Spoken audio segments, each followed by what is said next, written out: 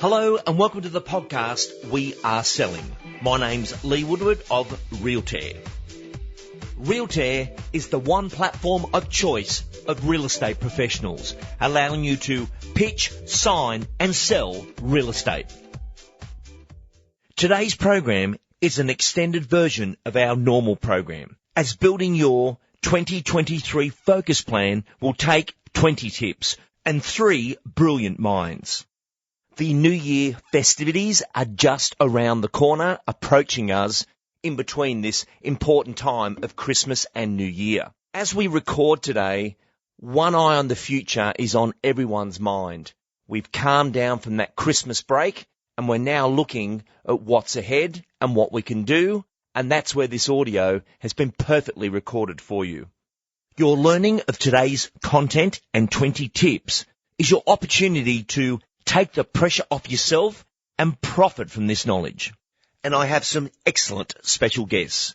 Danny Grant, Head of Education at McGrath, Australia, is going to join us on what he not only did as a sales professional, but how he's coaching and helping some of our best performing real estate people in the country. And from Brisbane, Director of Sales of Image Property is Adam Imbringham. And our job today as sales coaching specialists is to give you a real estate focus plan. And with the wonders of technology, I have both gentlemen in different locations. Joining me first is Mr. Danny Grant. Danny, welcome to the program. Hello, Lee. Hello, everybody. Danny, we are talking about the agent's focus plan for 2023. A lot of people get lost in too much. They go too wide and don't do it. You're coaching a lot of people at the moment. You've been a leading agent. You've been a real estate sales coach as well. What do you think are the key things people need to consider at this time of year to have their focus and their plan and alignment for 2023? Well, first thing is lock yourself away before you go on holidays this year. I think, already having a plan in place to what you want to do in 2023 is a lot better than starting 2023 and then sitting back and going, okay, well, what do we do now? You need to hit the ground running early. I think, go away for a long lunch and talk about things like, what are our goals? What do we want to do? Do we want to go on a holiday at the end of the year? Do we want to get a new car? I think those things, goals are kind of nice to have. Why are we doing this? And then think about what sort of gross commission that you want to do. So if you did $500,000 this year and you want to do $1 million, then great to have the goal, but you don't rise to the level of your goals, you fall to the level of your systems. And it's wonderful saying you want to do $1 million, but if you don't have the system in place to get there, then you're never going to do it. So you need to sort of reverse engineer and work out how many appraisals do I need. If I did 2 or 3 appraisals last year, then I need to up that to about 6 appraisals a week. That might mean I need to make 100 more calls. It might mean a lot of things, but I think what agents do wrong is they try and do too much. If you didn't make, you could make 100 calls last year, or you could make 20 calls last year. Well, you're not going to do 100 now. So I think that you got to think about what gradual improvement can I do each month to get there. And if you've never done a business plan before, simplify it. Try and do it in one page if you can, because otherwise you're never going to look at it. Let's look at a couple of the key numbers and areas. And we talk about the year in review. And Danny, I did my year in review today. I went through all my bookings, events, and all the demonstrations and training sessions I did. Because you think you know, but until you go through your calendar, and the calendar is the source of truth, you don't know. And if an agent was to go back through their year in review now, it's going to be there in their calendar if they did the appraisal or not, or how many sales they did. What would be the key things you'd be looking at to count those real numbers in your year in review?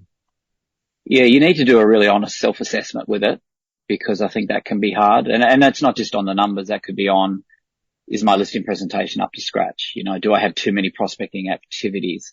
What's my negotiation like? Maybe I need to do more training. Yeah, the real numbers are, I think, how many face-to-face appointments are you doing? How many phone calls are you making? How many door knocks are you making? And then looking at your week in terms of what's your energy like during the week. You know, if you're not great, not getting great traction on prospecting calls in the morning, well, maybe you're just not a morning person. You know, you need to look at something like, I'm a big fan of chronotypes, which is measuring what sort of chronotype you are during the day. What's your sleep patterns like? What's your energy like during the day? And, you know, we all hear as agents from trainers sometimes, you got to get up at 5 a.m. You got to exercise. You got to do this. You got to get into the office early. But you know what? Some people are just good in the evening. I always used to do listing presentations in the evening because my energy was better. So thinking about planning out your week and being true to yourself, you know, you calculate your numbers and how many appraisals you're doing each month, and then also looking at the months on where you slowed down. That's a really good, honest assessment on, well, geez, I really slowed in that, you know, after the first quarter because I was reactive. I was selling stuff, and my prospecting dropped. So then you can be aware that next year, don't do that. I need to be pre-prepared. I need to have deal cards ready to go. I need to have my prospecting letters ready to go. So I don't have those peaks and troughs in my business. Danny, you were very, very good at your marketing calendar and your promotions and, you know, how much you would spend for the year. When you're building your marketing calendar, and let's not go for Danny Grant top level, if you're trying to do your first marketing calendar and number of promotions, what would be your advice? I think try and book out your year. So pre-buy your DL cards, for instance, you know, get all your prospecting letters ready. So every single month it's ready to go, because what happens is that you get to end of the quarter and you're busy and you go, oh geez, now I'm going to do a new prospecting plan, and it takes you about a month to get it together. And then suddenly it's 2 months before you get it out, and you're falling behind again. So we would always pre-plan a budget, and it's a certain percentage of your business. You know, for some agents it's 10%, some agents it's 20%. Our top agent in McGrath, who's doing circa 10 million, you know, spends over 100,000 in collateral that he gets in letterboxes. So it's got to be relevant to your business.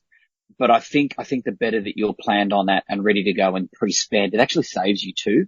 Because if we buy all these things in bulk, a lot of the printing businesses will do deals for you. So it just helps that you've got stock levels of things that just go out constantly. Danny, cost of sale is a conversation a lot of our listeners aren't familiar with. Could you explain cost of sale and how you arrive at that figure to understand your numbers and what fee you should be charging? Yeah, so it's a funny thing that our industry, we just talk about gross commission, and we're really the only business in the world that does that because it's pretty meaningless if you're not making profit. And if you look at, let's just say your average commission is 20,000 and, you know, you're a 60% split. Well, you've got to suddenly take 40% off that. So you're not making that 20,000 anymore. Then you've got to look at what you pay yourself as a base salary, what your car lease is, any, administration costs, any support costs that you have. So petrol costs, everything that it's cost you to sell that property. So most businesses are doing very, very well if they're making a 20% margin on their sales. But when you look at that per sale, you're not actually making as much as you thought you were. So that kind of helps you think, no, I need to charge a little bit more. I need to really look at my team. And if I put another person on, I can't just make an extra sale a month. I might need to make 2 sales a month, to be able to pay for that. So same as any business, they buy a product and they buy it wholesale, and they've got to pay a shop lease. They've got to pay support, people or, people to sell the products.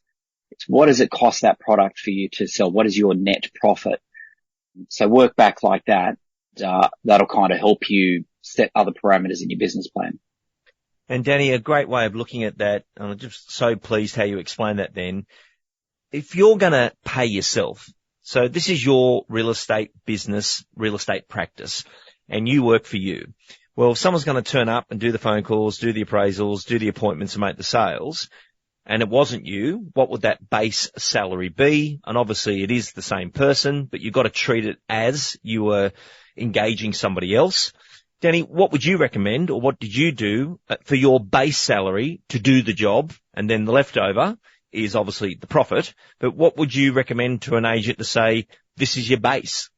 Where the tax thresholds are is probably the best answer, and maybe try and pay yourself dividends along the way.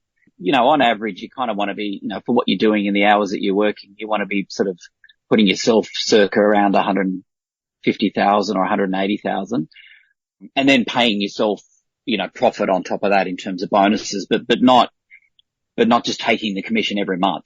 That's got to be put aside, and then you've got to look at each quarter and go, well, have I earned a bonus, and then draw down on a $20,000 bonus. But you'd be surprised when you look back on it each quarter and go, well, actually, no, I can't pay myself a bonus because the business can't afford it. So look at where you can be as lean as you can, that you're not paying too much tax, and then look at it from a bonus structure and talk with your accountant about whether you draw a dividend or not, or maybe you need to have another expense at the end of the year or something to offset it. But you look at most small businesses, they're even leaner than that sometimes, when they get going. It's only, real big businesses that can afford to pay, themselves 500,000 salaries, or CEOs 500,000 salaries. But I think sometimes as agents, we just pull it out straight away, and then we get to a quarter where we're really lean and stressed, and, God forbid that you have to sell assets off because you can't afford to, keep going as you are. Yeah, what a great point. So for our listener, another great little equation is to say, what is the total expenses of running the business? And as you said, Danny, car, promotion, agency fees, meaning, if you're working in a business as you are, and people think, I give that away. No, that's your cost recovery, so you don't have to have all those bills. That's why you plug into something. It's better than paying it yourself. But if you look at your total costs, divide it by the number of sales you made last year, that gives you your cost of sale. What would be the cost of sale for you and yourself and Di, because your wife was working alongside you as well? What was the cost of sale? Yeah, I think we set, it was always sort of between 12 and 14,000. So I think we averaged out at around 12,000 per sale. I think we went, up to about 37,000 average com there towards the latter end of my career as well. And that cost of sale crept up a little bit the more we'd sort of put into marketing, but not much. We might adjust by another 1,000 or 2,000, but always sort of kept fairly stable at that level. Danny, there's so much noise in our industry, and I think you've got to benchmark yourself on your own goals. From working with you for so many years, you were very good at that of, is that real, or is that just people saying things and, they put on 5 PAs, but is there any money left over? And you were very good at monitoring that, hence you're on the program today. What's your advice in that area of industry noise? Yeah, you've got to be more concerned about your trajectory than where you're currently at. That helps. Comparison's a thief of joy, because the problem in our industry is we don't just compare ourselves to one person. We kind of see somebody doing really well over to the left, and then we leave them and we look at the person on the right and go, oh, now they're doing really well. And, says how bad they're doing on Instagram. It's all a good highlight reel about how great I am, but they could actually not be doing so well. So you've got to kind of, it's like, not watching the news all the time. That negativity can get to you, and you're just comparing to the wrong people. And maybe they're not doing as well. There's so many agents out there that are pretending how great they're doing, but they're doing things at really low fees, and, and there's not much behind them, because they're spending everything rather than saving. Spend and pretend, as I call it. Yeah, I think if you just focus on what's your trajectory, are you getting there? Are you growing? Focus on your systems, and the rest will come. Will come to you. I got to that point early in my career, and I remember ringing you in my first couple of years. It's like, I'm doing all these calls, I'm doing all these appraisals, and I'm just getting nowhere. And then you just said to me, it'll come. And then I think I listened to an audio with you and Matt Steinwade. He said he went through the same thing and he was doing really well at that point. And I went, okay, well, it will come. And it's true. If you just do the actions, stop comparing, it'll come. And, generally those people that you think are doing really well, you'll go past them. Danny, on a weekly basis, if you were back selling real estate today and you wanted to just have a simple check-in with yourself each month, and obviously weekly is a good way to look at, well, it's a great point. What does a great week look like? What does a great week look like to count up to say the month went well? What would be the key metrics or numbers you'd look at without overloading it? What was your target, I guess? How does your month compare, or your quarter compare to what you did last year, or maybe the year before, and the year before that? If you've had a goal that you wanted to increase by, 20% or 30%, then are you on track with that or are you off track? I think, and how many calls that you made. So if you look at it and you haven't performed, guarantee you'll look back in the last 90 days, you just haven't made enough calls, done enough to kind of get to those numbers. But also you've got to kind of try and work out what things like what your competitors charge, because you might kind of be aiming at a market share and someone else is ahead of you, but they might have outsold you by 20%. But if you kind of know that they charge, maybe 0.5% less than you, then you might actually be ahead of them. So that always sort of used to help me, that I knew that my competitors are just going in cheaper all the time, that eventually that will wear down and I'll go past them. But if you just look at your figures and I sold 2 less, but I actually earned $20,000 more than them, that helps. Well, Danny, final question for you, and it's been great having you on the program. Always got a humble mind to a situation like this, and I think that's welcomed in today's world. But my last question is, what would be your prospecting tips for 2023? So the first thing I'd be doing now is I'd be making sure that if you're using Realtair, that you're sending out price updates to every potential seller that you're going to have in the next 12 months. And if you get it out now, what's going to happen is that you'll get to that first or second week of January and it'll send you an alert that they've actually opened it. So automatically it's going to tell you who's thinking you're doing something at the beginning of the year. That's going to be really helpful to you. So try and get everyone on your database if you can, so it just alerts you. The other thing is that we know from realestate.com and Domain that the highest amount of traffic that they get on their sites is the first week of January. New Year's Day, afternoon and New Year's Day is the number one day. So it makes sense to have a plan to own the digital space in your area. So find a company that can kind of get some promotions out there for you online. It just makes sense if everybody's online looking in portals and there's not enough stock on there that you can then follow them around and get a call in. The other is have letterbox drops ready to go, saturate and own the letterbox in January, just get it out there and find some buyers that you can prospect off. So people that haven't bought this year, get some letters out ready, phone people and say, look, I've got this buyer that's looking. They can actually, help you get into doors, early. So I think if you sort of aim at doing all that in your first quarter, you're going to set off the year pretty well. Danny Grant, fantastic information alongside the full show today. Thank you for all your efforts this year, and we look forward to seeing you back on the program next year. Thank you for joining us. Thanks, Lee. Let's cross to Brisbane. Joining me now is Adam Imbringham. Adam, welcome to the program. Thanks for having me, Lee. Adam, great to have you with us. Just for our listener, what do you do for a gig? Mate, I'm the sales director at Image Property, so really fortunate, mate, to have been in this industry for a very long time, mate. May not look it, but it's bloody 19 years now. And mate, my role is a coach and mentor to the sales team of what we have is 92 within the group now, mate. And then in addition to that as well, my responsibility for growth and performance of the company as well. Adam, I'm currently doing the super coaching session for your salespeople. And I couldn't help notice the wide range of people we have. Great business people joining real estate. And then we've got right to the other end of the scale of real estate principals who've actually sold their business, plugged into yours, plug and play, which is pretty amazing. Was it always meant to be that way, or did it just happen? Mate, that was actually by design, not by default in our business, mate. We sort of forecast that. We saw that with a lot of business owners out there with small portfolios that were a lot of time, energy and effort were going into for not a great deal of reward. And that was taking away from their capacity and ability in selling and growing their own sales team and sales business as well. So, mate, that hasn't happened by surprise. It's happened by design, but we're so pleased to see that those that have plugged in that are doing it are doing exceptionally well. And mate, so bloody happy as well is the other key thing. Like they just got one focus, and if they're not listing and selling and working with their team, they're at leisure, mate, taking it easy as they should, because for a lot of them, they've worked bloody hard for a very long time. I loved what you just said. Let them have just one focus. If we're going to have one focus and we can superglue ourselves to those actions, we can have one focus plan and declutter that messy noise that goes on in everyone's head. Just a great way of doing it. Now, Adam, Danny Granch has been on the program. We've been going through the Agent's Focus Plan. Let's get stuck into it from your perspective. At this very important time of year, what is it that you're communicating through to your agents of what you think they should focus on?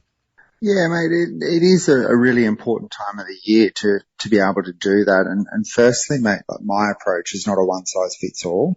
The first thing that we do, mate, as a group, if I'm sitting down with with one of my team members, is firstly we want to reflect on what went right for the year, because I think a lot of us at times forget about everything that's going well and acknowledging that, and then going, all right, how can I repeat that performance, refine it and improve it, rather than wholesale changes. So it's really, really important to take that moment to reflect and review, look at the business in a number of different areas to go, okay, where did I go right?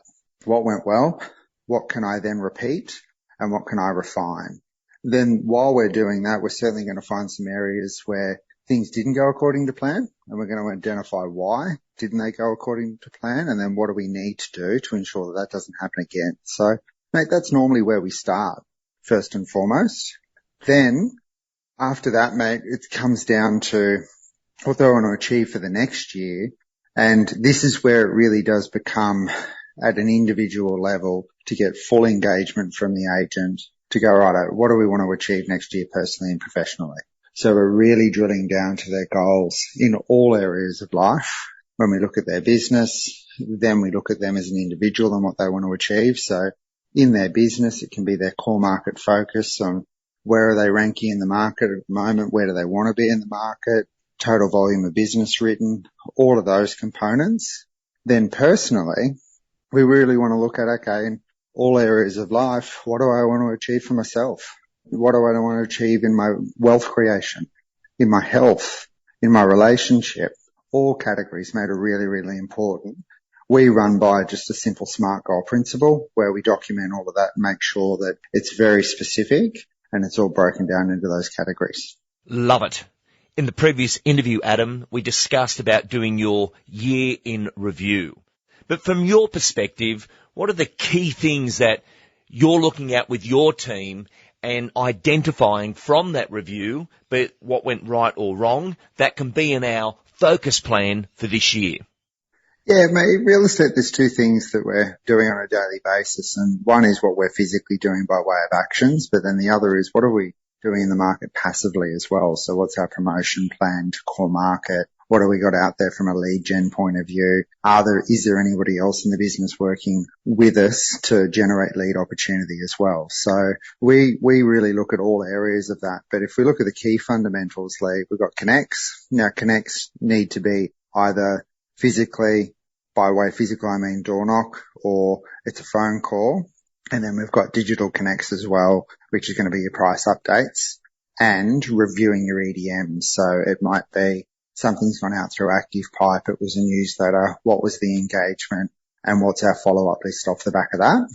So then that funnels through to, of course, market assessments. So how many market assessments do we require? Then based on an agent's conversion ratio, we don't use averages. We have a group average, but because we've got such great reporting and analytics behind the system, the agent can generate their own performance as far as that ratio is concerned. So based on their market assessment appraisal ratio and listing presentation, we look at those in two separate categories. Market assessment's one thing, listing presentation, which is they're listing their home for sale in the next 7 to 30 days. It's either with you or someone else.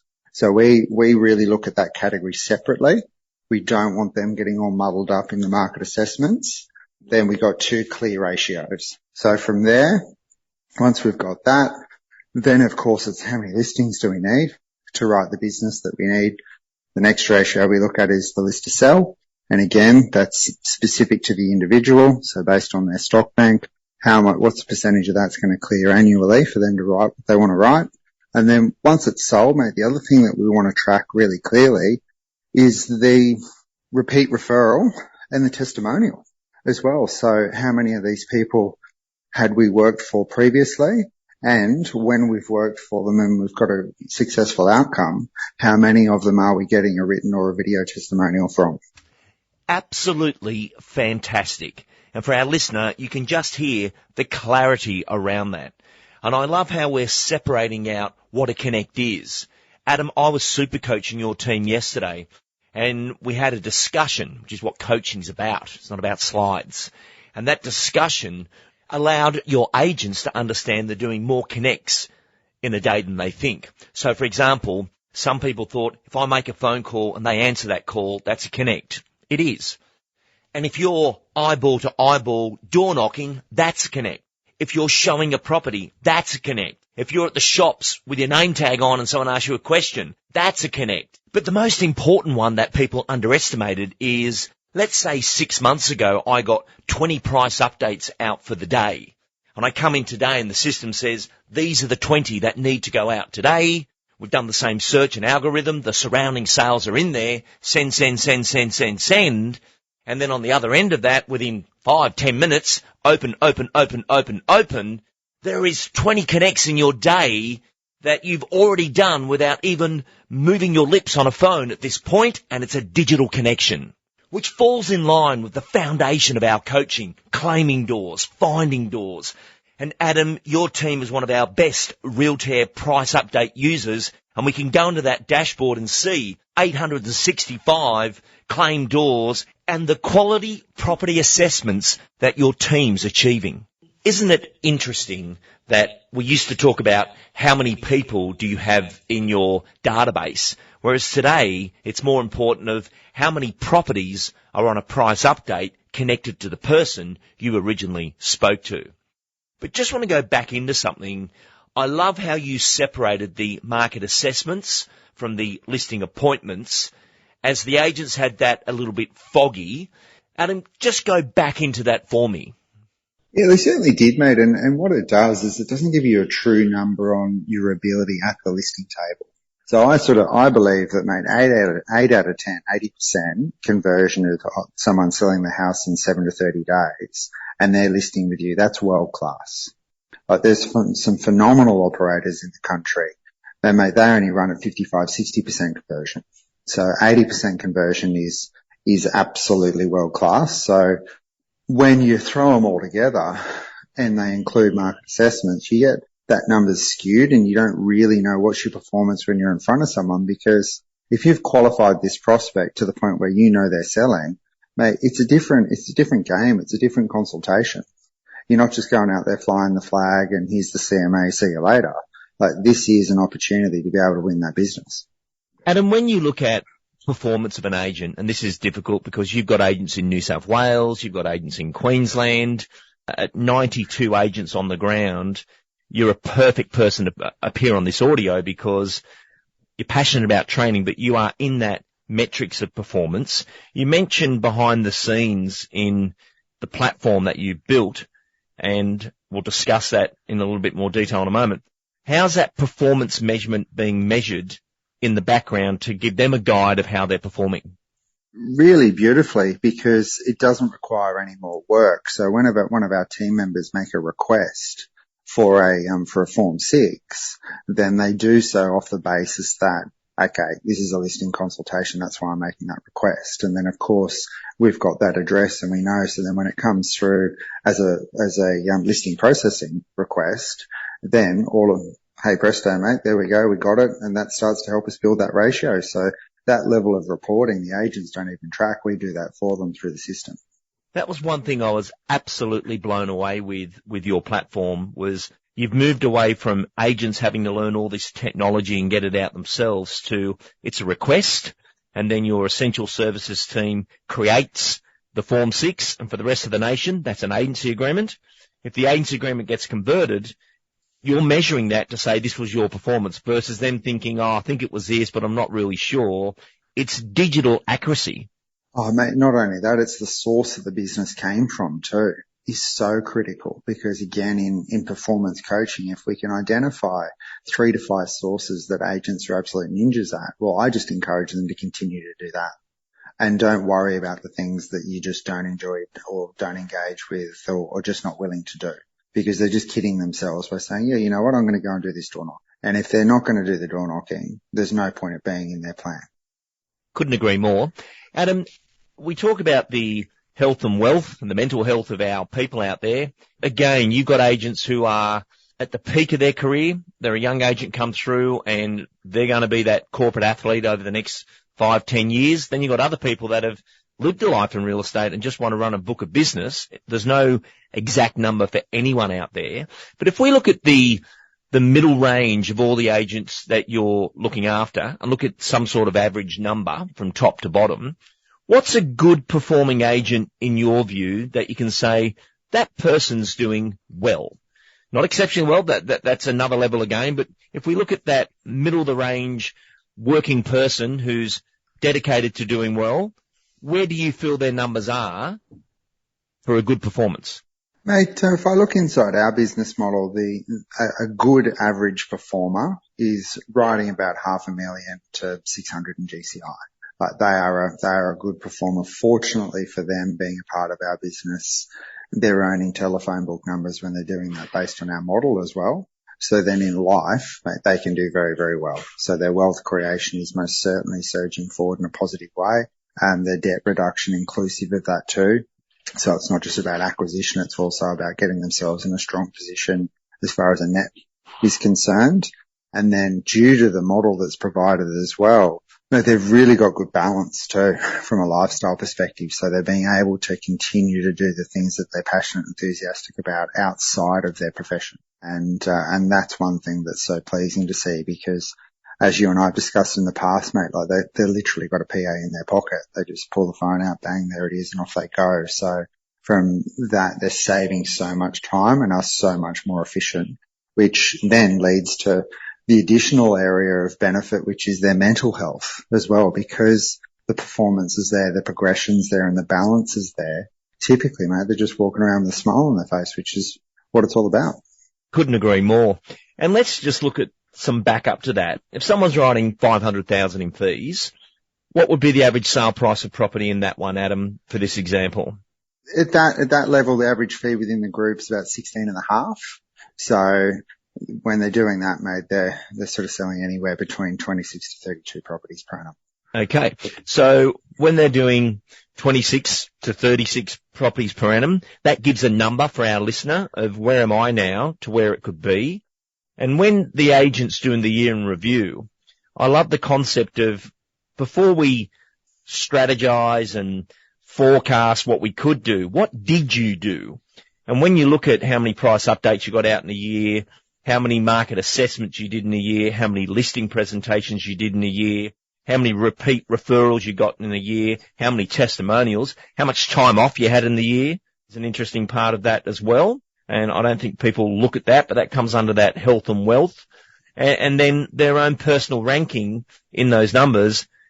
That's it. There's nothing more you would have to give focus to from this audio to listen, go back, listen through it and note those things to do your review and then say, how did I feel about this year? And do I want to just retain that or do I want to double that, which everyone talks about 2xing and all that sort of stuff. That's not for everyone. Your view on that, Adam? If someone's had a consistent year, what's the stretch or non-stretch, or what advice are you giving for performance coaching for 2023? Well, again, Lee, it comes back to the individual and where they're at in life. So if they're in a position in life where they're incredibly ambitious and they do want to double down, triple, quad. Like we've had people 5x their business within our business as well. So it gets down to catering to that individual. It's not just that broadcast message of you should do this or you should do this because this person did that. It really gets down to what's important to them because from my point of view, mate, if they've had a phenomenal year and they've ticked off all their personal and professional goals, that's what it's all about. I really don't care what the GCI number was that they wrote. If they generate the income to facilitate their goals and they're happy and they're in a really good spot, for me, that's success. So if we look at the year to come in 2023, it's okay, well, how do we replicate that? How do we make that better? And what's next? And that's a really important thing that you've always got to have something to jump out of bed for. Something that you're really passionate and enthusiastic about and the thing that's really going to make a difference in your true purpose and what you're trying to create. For me, it's really identifying that with the person and making sure that we can attach tangible actions and numbers around what it is to make that their reality. And I've actually caught you on the perfect day today, Adam. Not that you knew you were recording with me for 2 days ago, but your retreat was yesterday. Yeah. You had 130 people. You also had your offshore team partying when you guys party. What happened at the retreat? What were you most proud about? Oh man, what happens on retreat stays on retreat. So I can't talk about that too much. No, mate, retreat for us is just our opportunity as a leadership group and as a brand to give back to our guys to say thanks for the level of effort that they put in to creating opportunities for everyone to have a home out there, mate. Like that's the mission of the group and what we're here to do. And while they're doing that, they're providing the best experience in property. And we really want to find a way to be able to thank them. And this is just one of those ways where we, may get there, have a little bit of fun, and it's generally just a chill out session. That's what the retreat's all about. And then we get some great guest speakers in to have a chat to everyone, mate, and off we go. And Adam, this year, congratulations to you, was a big year of growth. How many new agents joined the group this year? Yeah, well, it's funny, Lee. You did your review, so did I. I did my little sitting down on the beach with the schooner and pull out the numbers, mate, and really have a look at what we achieved. And we brought 45, year to date. What are we now? The 24th of November. Year to date, we've brought 45 salespeople into this business. So for us, that's nearly one a week and we couldn't be happier with that. And I'm actually, just for our listeners, super coaching about 12 of those at the moment, where they're in their private coaching sessions of what they want to do. And I did it last year, thoroughly enjoyed it, plus obviously the event work for yourselves where we do the 1-day training, the complete salesperson course. But when I look through the type of people you've attracted, a lot of them were doing well anyway, yet they were doing well and had lots of more expenses with PAs and admin. Do you think the big game changer for them was coming over and plugging into the platform, the requests and the resources being done for them so they didn't have to manage people, versus most of them have definitely boosted their numbers, but they're working solo? Yeah, mate. Well, if they're not necessarily all working solo, some of them have definitely still come with their team, but what they've been able to do with their team is have people in a position where they're more passionate, enthusiastic and productive. And most people that want to be in sales, not too many have got a real ambition or an enjoyment level around administration. So when you've seen a fair few of our little videos kick around out there, mate, and I always ask that question, what are your 3 favorite things? And it really does resonate when it comes across every single time. Support in the right area is always high on the list. Mate, the commission model is, of course, so the financial reward is one that's always on the list as well. And then the other one that we're so pleased about is the connectivity to the business and the community and the culture of the business. And that's probably one of the things that we're most proud about, that in our growth, it has been net growth because we're not losing people either, which is really, really important. Everyone's sticking. So yeah, we brought on 45 salespeople, but we didn't lose any either, mate. And that's saying something, particularly in our industry where there is a high turnover of people and some that is their business model and they do well for it. For us, it's about a partnership for a long time.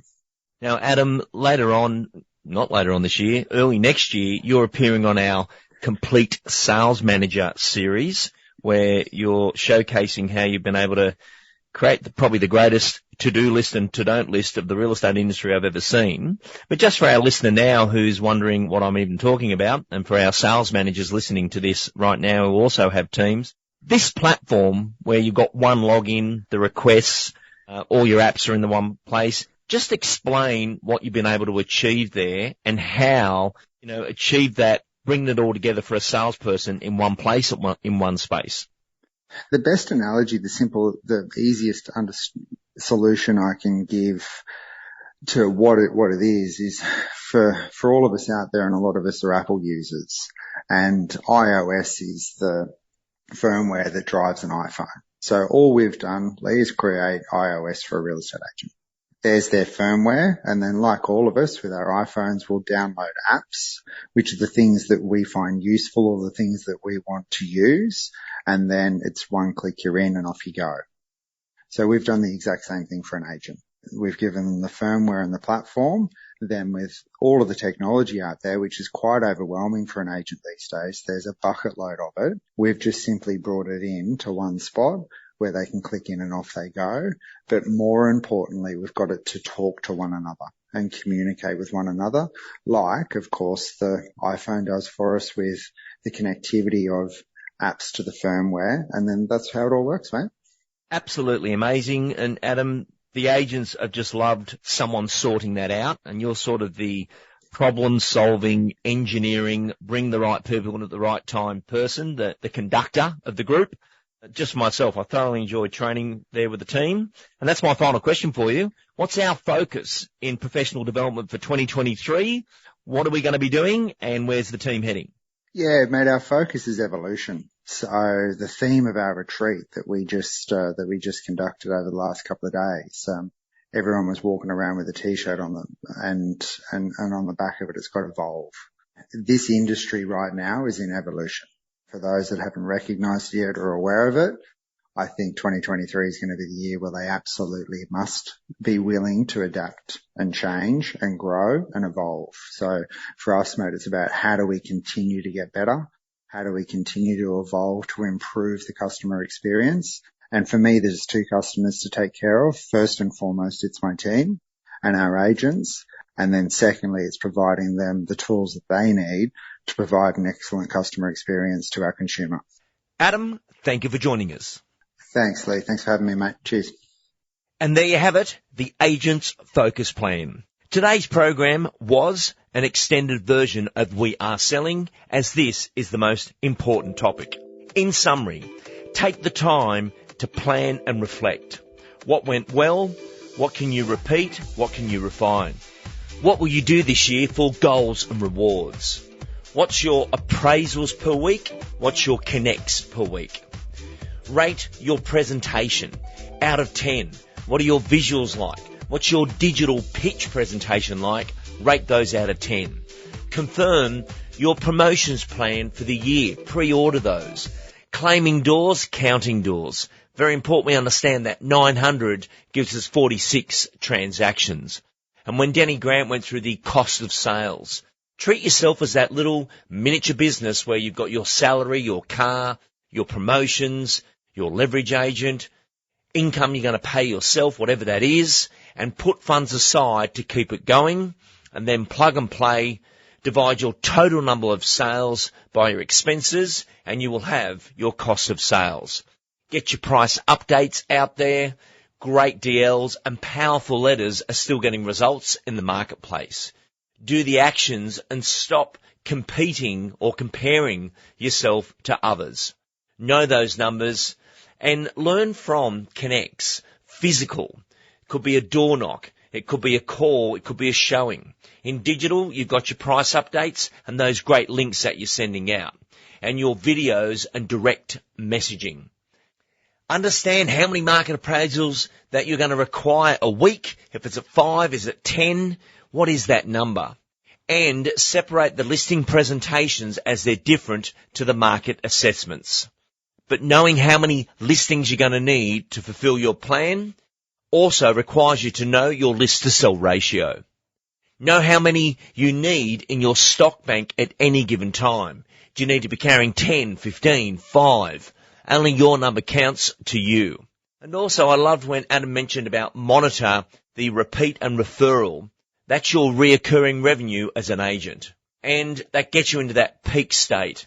And my final point here for you is get a good listed to settled prospecting program as you are getting better referrals in a peak state at that time.